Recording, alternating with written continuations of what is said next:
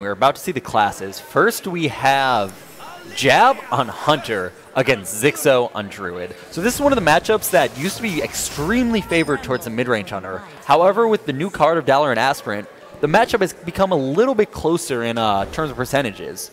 Do you have any comment on, especially now that we see Xixo with the Aspirant and the Wild Growth to start off with? Xixo with an excellent hand here. But yeah, Darnassus Aspirant does a couple of things in this matchup. One, it gives you more consistent ramp that allows you to more often play your larger minions and more expensive spells earlier in the game. But it also allows you to interact with your opponent's board early on. One of the things that Druid has offered Sutphin from was the ability to actually kill early minions.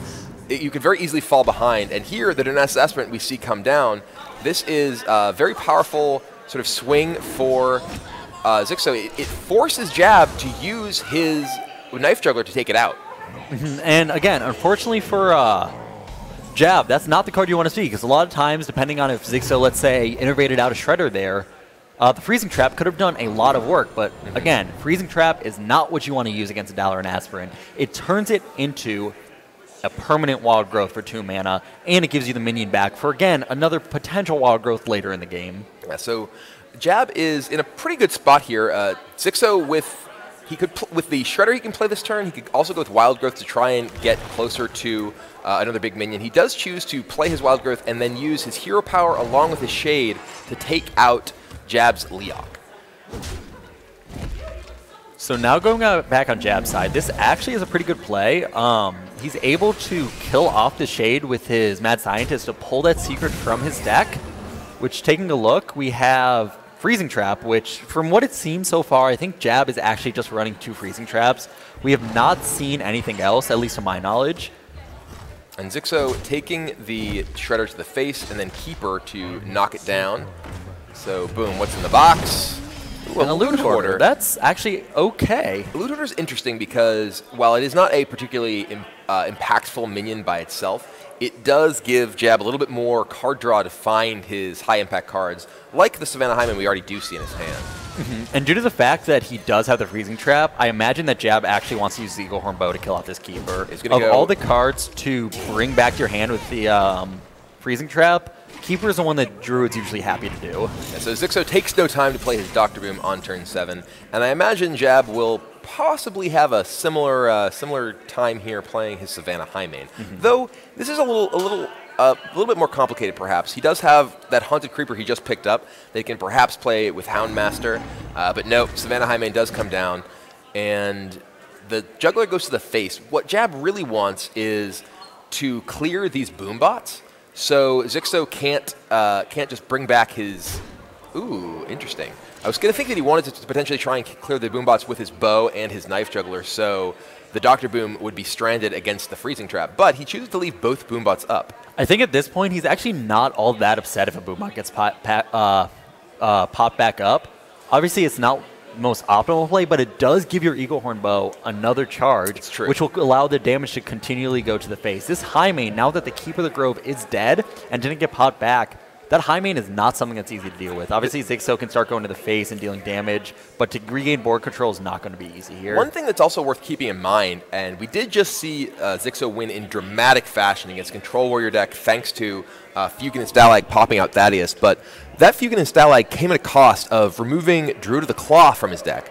And what that does is means that Xixo has no taunts. Xixo has no ability to defend himself against minion damage, and it's possible that this sort of dynamic is changing the way that Jab is approaching the game. Absolutely. The Jab realizes, okay, well, I'm just going to pressure you as much as possible with minion damage because I know that you have no way of stopping it. And Jab is always going to be considering the combo, especially now that the Emperor Thaurissan has dropped and reduced the cost of potential combo pieces. But as we see in Xixo's hand, he only has Force of Nature. He really needs to find that Saboteur if he wants to close this game out. And speaking of closing this game out, we're actually very close to Jab just winning. Houndmaster on that plus the bow, that's 8, 9, 10, 11, 12, 13 damage, including the hero power. That is very close to just ending the game right there. And he can also, he can't quite fit in the Freezing Trap as well. Would you ever consider actually playing the Ram Wrangler here just so that you can get that Freezing Trap? Again, it is susceptible to a combo and you would lose, but also doesn't taunting up this high main cause you to run into the same problem? Tying up the high main cause you to run into the problem of dying to combo? Yes. Yeah, potentially. I mean, the thing is, we have to approach this from Jab's perspective. If your opponent does have combo and you decide to try and play around it in some capacity, how do you win? You know, what do you actually do? So what do we get? Ram Wrangler.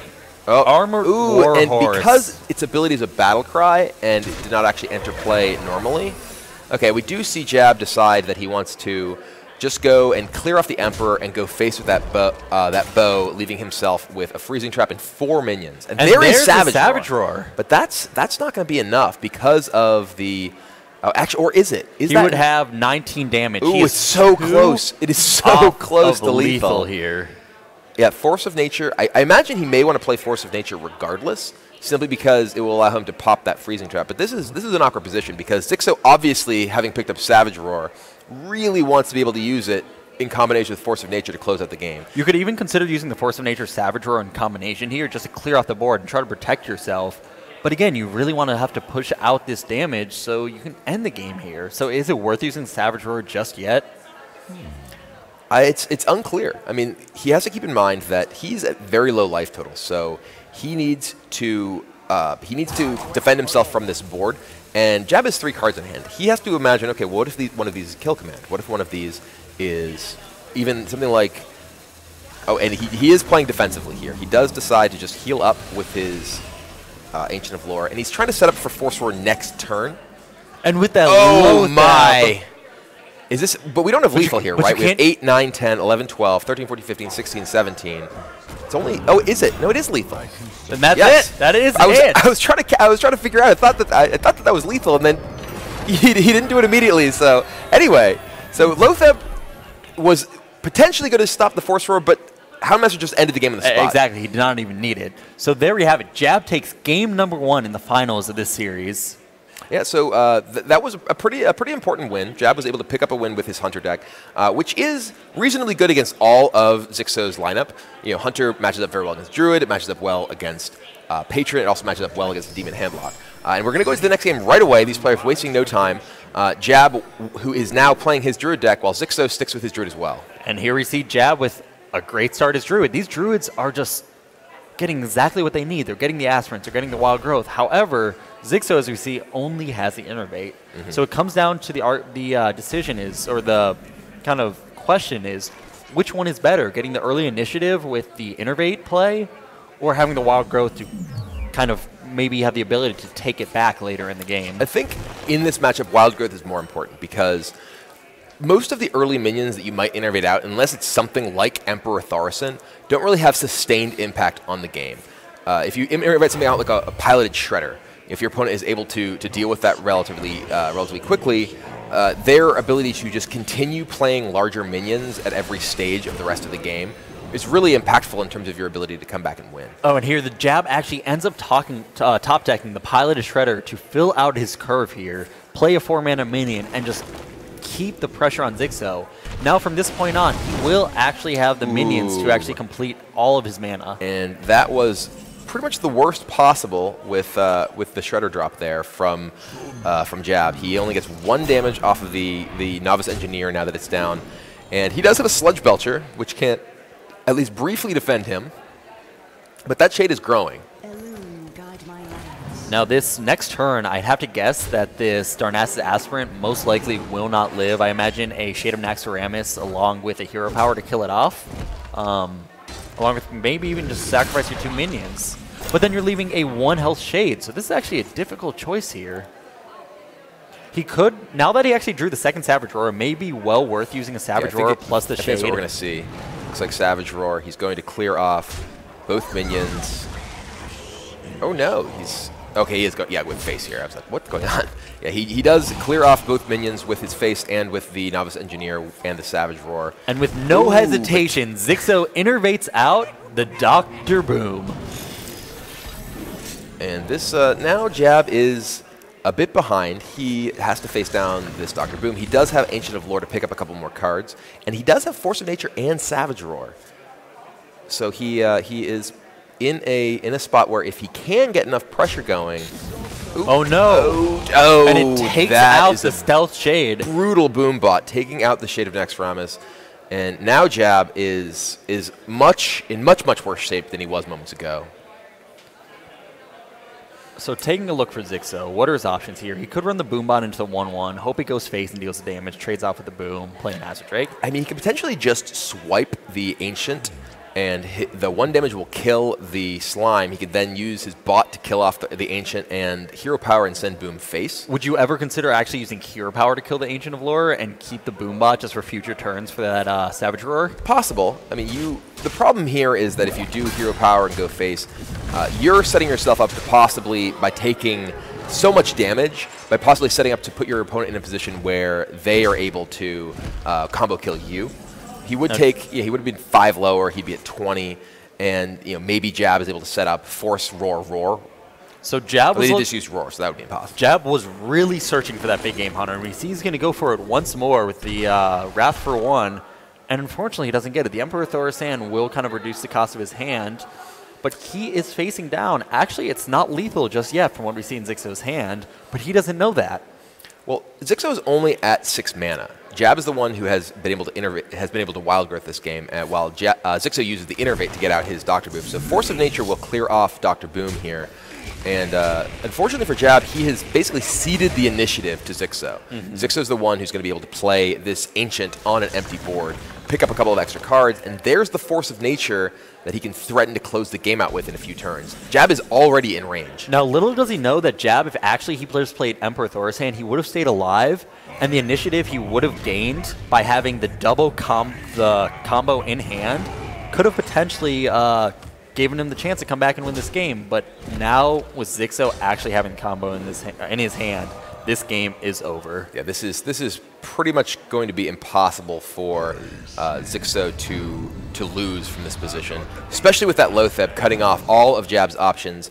Doesn't even need to attack this Emperor Thaurissan because there's basically nothing that Jab can do that can stop the Force of Nature Savage Roar except for a Loatheb of his own. So Druid of the Claw in taunt mode will starve or keep off some of the damage, but again, it's not enough to deal with the full combo. We see Jab goes up to 11, goes to the face, and Emperor is going to, I imagine, trade with one of these minions. But that's just not going to be enough. The Force of Nature Savage Roar in Xixo's hand is going to be able to close out the game on the next turn. The sad thing is that neither Fugan nor Stalag showed up this game. I miss them. They were so cool last time. So unfortunately, we will actually not see Fugan or Stalag in this final series. Boo. But no, Xixo takes the game. So the match is now even, 1-1, and Xixo has left his Patron Warrior deck and his Handlock, while Jab has to win with Druid and Tempo Mage. If you had to take a guess, which decks would these guys actually bring to this game number 3? I have to imagine that Jab feels like his Mage deck is a favorite against Patron, or he just wouldn't be playing it. Here he decides to go with Druid. Perhaps he feels like the Druid is the just stronger class overall between the two. And ooh, he has Keeper and Big Game Hunter. He does mulligan the Keeper, keeps the Big Game Hunter. And that's definitely one of the most important cards in this match. The Handlock deck definitely relies on, well, those big giants. And Big Game Hunter is one of the best ways to deal with them. One of the things that the Demon Handlock deck, though, has going for it is that because it has Void Color, it's less reliant on the giants. And unfortunately, with Jab's hand, even though he does have the Big Game Hunter and the Keeper of the Grove, he does not have any ramp effects to go along with it. So he will be doing nothing but hero powering every turn and just being reactive to what Xixo is playing. Yep. So Jab does use his coin to bring it a Piloted Shredder. And like you said, he doesn't have any ramp, but that Big Game Hunter fits in this curve perfectly. So BGH takes down the giant. Xixo with a little shake of the head. Shredder goes face. And without any form of removal here, without a Hellfire, without a Dark Bomb, those pose a pretty big threat on board, just as the 2 minions with their 4 attack. And looking at Xixo's hand, he has some reasonable tools here, but nothing that immediately deals with this board. He could play Loatheb, which is his choice. And I have to wonder exactly how we'll see Jab play this, because he could go face. He could just play this and send both of his minions face. And this is the big debate, because against Handlock, you have to carefully manage your opponent's life total.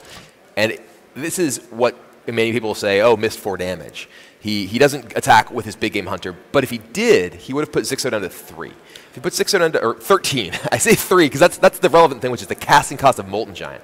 And it would potentially enable Xixo to play Molten Giant plus Sun Fairy Protector and get up 2 big taunts right away. Especially the fact that he's already used a big game hunter, which if he had that reserved in his hand, then he wouldn't have been as scared of the Molten Giants.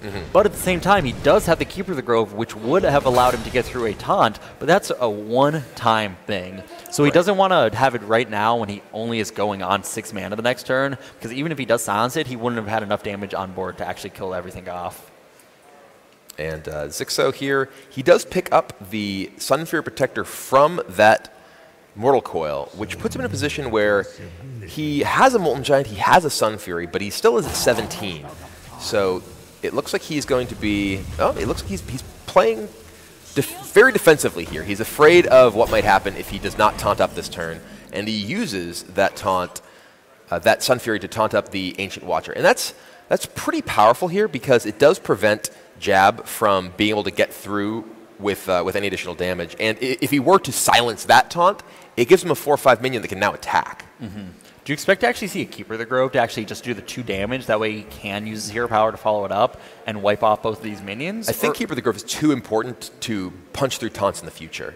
I think that what we're going to see, likely Wrath being cycled on that Lotheb. I think what Jab wished he had was Swipe. If Jab had Swipe here and he was able to swipe down the Ancient Watcher, use his hero power to finish it off, he would basically clear Xixo's board of relevant minions. We do see Keeper. Wow. So this is kind of the aggressive move, and oh, he's actually doing it on the... Interesting. And it looks like he's valuing the Wrath here by using hero power, and then he can actually use the Pilot Shredder, kill off the Sun Fury Protector, and leaving it at 1 health. Unfortunately, Xixo does have the Mortal Coil, which he will use to kill off the Shredder and cycle it through his deck. I'm a little curious about that decision-making process from Jab. I feel like the Keeper, in order to get through big taunts, does seem like it's pretty important.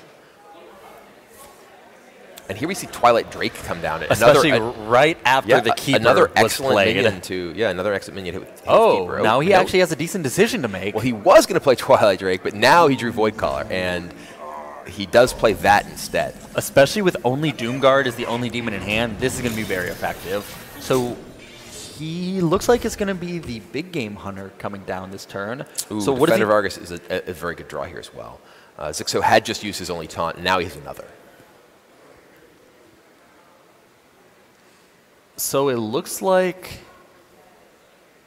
So I see one potential move, but again, you have to be scared of an Innervate combo, but running in the Voidcaller into that Keeper of the Grove, Hellfiring, and then Big Game Hunter. It actually allows you to get your Doomguard out and your Big Game Hunter to contest what the Druid has, but you are susceptible then to an Innervate combo here for the game.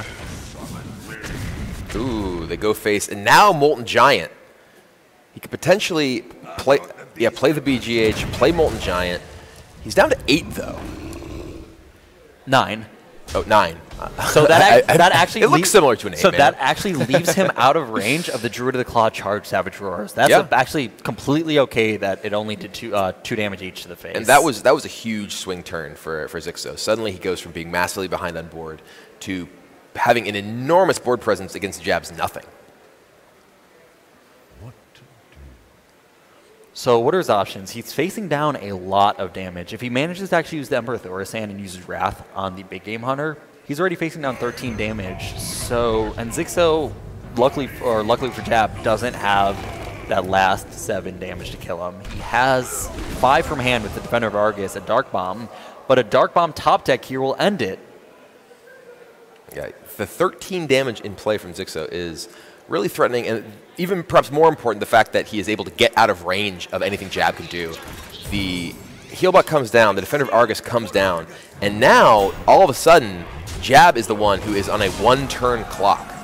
And this is Swipe. This is not it. This is not the card he needed. I don't know what the card he needed was. I think it was Deathwing, but he only has 9 mana. So I think this is it. I do not see a way that Jab comes back from this one. And Jab in the tank here. And there it is. He decides to concede the game. So Xixo goes up 2-1 against Jab. And now Xixo is relying on his Patron Warrior deck to pick up a win. Which, again, as someone who's played Patron as much as Xixo has, he has to be confident going into this. Obviously, he's up against Druid and a Tempo Mage, which are both scary things to go up against Patron. But at the same time, Patron can beat anything. He's got 2 shots at it, and this is the first one, and he will be facing Jab's Druid deck. So Jab with a reasonable hand here. Darnaz's Aspirant, one of the cards that you were definitely pretty happy to see in your opening hand, but he does choose to throw it back. It is a card that is substantially weaker against Patron than it is against some other decks, thanks to the presence of Fiery War Axe. So I think that was actually a little bit of a glitch in the spectator bug. I think he kept it. It goes away and then just it weirdly circles back. This happens once in a while. Tricky spectator. But Xixo, who is only running 1 Fiery War Axe in his Patron deck, happens to have it. There it is. Which is so beyond unfortunate for Jab. 1 single card that he needed to answer that Aspirant, and he just had it. He was gonna fire off that Innervate, but then he drew Shade, and that changes things a little bit. I think he still may look for just the tempo play of Druid of the Claw here, getting a big minion in play as quickly as possible. We've talked a lot this weekend about the dynamic of the Patron versus Druid match, because it is a matchup that has a number of ways it can go. We've seen it go that the Druid player is able to just put on a ton of pressure and defeat the Patron player before they're really able to get much going. We've seen the way that it goes that the Druid player is able to attrition out all of the threats in the Patron deck. The way that this game looks like it might go, though, is the Patron player makes a ton of Grim Patrons. We see Xixo, he has the coin, and he has 2 Inner Rages to go with his Grim Patrons. So if he finds a Whirlwind effect like that Death Bite, it is entirely possible that he just completely fills the board with Grim Patrons. The only issue, though, is by using the Death Bite now, he has to actually coin out the Execute. But that's not as much of a problem because instead of having like a Whirlwind effect where you need the coin to go along with the Patron, you do have the Inner Rages. It looks like Xixo is deciding to use his Execute here. Do you expect the coin Death Bite? Yeah, he still coins out the Death Bite. He's just going to go face with it. He knows that next turn, he's able to make a board full of Grim Patrons, and there's so little that Druid can do about it. Especially when Jab really wants to draw Loatheb right now. No, Kibler the Grove is not going to help. And Sludge Belcher will come down, but that is not a great answer to the Grim Patron turn with that Death Spite. We are about to see 6 Grim Patrons, which I do not think Jab has any way to deal with. Everyone is, in fact, getting in here. Jab with the well played. And this may very well be it. Xixo makes a board full of Grim Patrons, and now, all of a sudden, Jab is in incredibly dire straits. Is there anything that Jab can... Oh, Wrath helps. Wrath is a card that matters. He can Wrath one of the 3 attack patrons, kill one of them with his Shade in play. The problem is... Keeper of the Grove silence one of the 3. Keeper of the Grove silence the other one. It's true, he can actually get rid of all the ones that can spawn extras. He will still be facing down a board full of patrons, but they won't be threatening to make more. But no. Here's the issue is if he does trade all this in, he doesn't actually wipe everything off because of the Worst on Commander and the Cruel Taskmaster. That will spawn off the 3/2/1 that does remain. It is true that he is still in a position where Xixo has cards that can threaten him. But from Jab's perspective, I think this is his best play. I think he has to try and stop the patrons that are possible on the board. He could also, the other option is Hero Power, take down the 5/1, and then hope to find something else to deal with these other patrons next turn. But we know that Xixo has a hand that is going to continue to generate additional patrons and really just bury Jab. Exactly. And this right here just goes to show of how powerful a deck Patron Warrior is. Just on turn 5, they can do so much to the board, summon so many minions that you just can't deal with. It's not an easy board to deal with. There really aren't any 3 damage board wipes other than the handlock decks. Yeah, and this is just, there's Wild Growth, but that doesn't do anything. This is Dr. Boom, hope that your opponent decides not to attack you and attacks Boombots, and somehow your Boombots manage to kill all of his things. This is going to be it. I think this is it. There is no coming back from this position for Jab. Xixo. And there it is. Jab throws in the towel. With his Grim Patron deck that he has so much experience playing, He finds the explosive turn 5.